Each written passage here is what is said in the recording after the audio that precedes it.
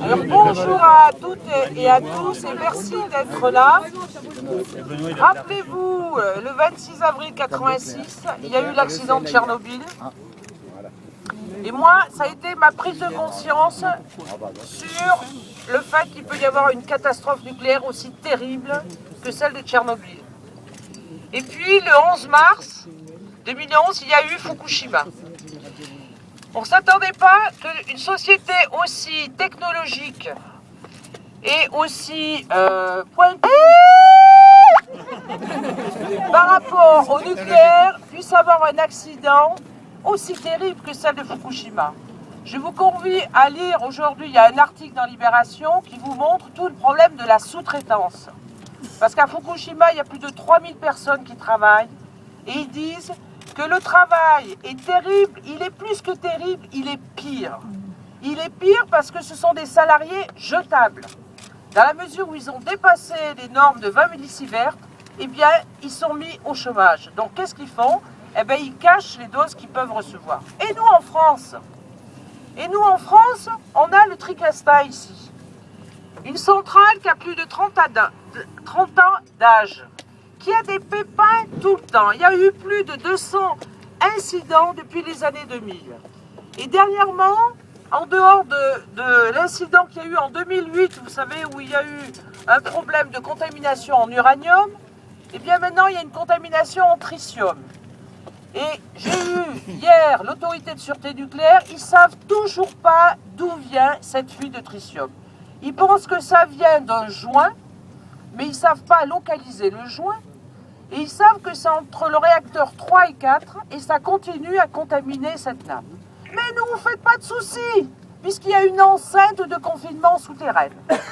Sauf qu'il n'y a aucune étanchéité au niveau des nappes, et cette contamination, qui est au-delà de 150 becquerels par litre de tritium, eh bien, elle passe en aval. Et en aval, vous avez des gens qui pompent l'eau à la fois pour boire et à la fois aussi pour arroser les végétaux. Donc, le problème qu'on a au niveau de cette centrale, c'est d'abord l'opacité. On a un mal fou à obtenir les chiffres. Et puis, c'est aussi l'incompétence. Comment se fait-il que depuis quand même plus d'une semaine, on ne sait toujours pas l'origine de cette fuite. Et puis dernièrement, il y a eu encore un incident. 3 sous-traitants se sont fait contaminer en démontant une pompe. Quand j'ai demandé quelle contamination, ils sont incapables de répondre. Et le dernier incident, il n'est pas à Tricastin, il est à Cruas. On a évacué des gens à Cruas parce qu'il y avait une contamination dans une installation secondaire du réacteur. Quand j'ai demandé, mais quels sont les radioéléments qui ont fait que les gens ont été évacués ? EDF ne répond pas.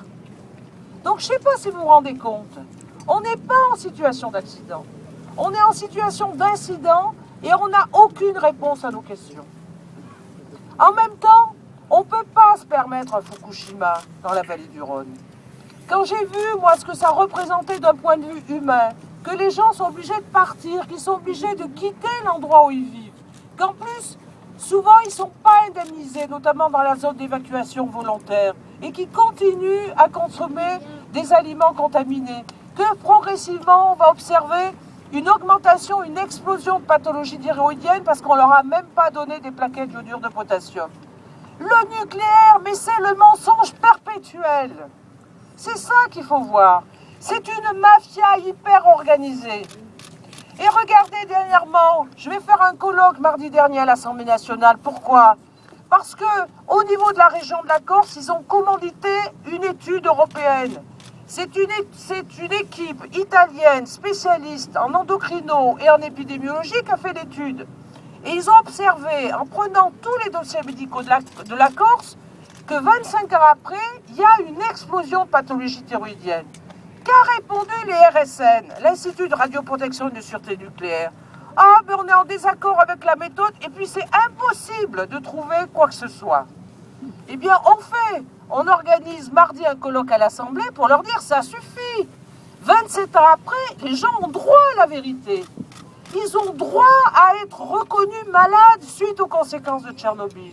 Alors, je ne sais pas si vous vous rendez compte l'autorité française, le gouvernement français, puisque c'est notre ministre de la Santé, Marisol Touraine, qui a dit « Je ne regarde même pas cette étude ». Eh bien, il y a toujours non-reconnaissance de ce qui s'est passé à Tchernobyl. Alors vous imaginez, on aura un pépin demain? Qu'allons-nous devenir? Et donc cette manifestation, elle est très importante, parce qu'elle est de dire, si Hollande a dit, on va passer de 75 à 50% la part de notre énergie nucléaire dans la fabrication d'électricité, eh bien, il faut fermer Fessenheim, mais il faut fermer aussi d'autres centrales. On ne peut pas s'arrêter à ça, puisque de l'autre côté, on va ouvrir Flamanville.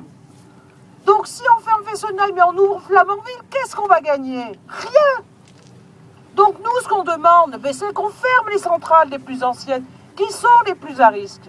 Et on veut la fermeture de la centrale de Tricastin, avant qu'il ne soit trop tard.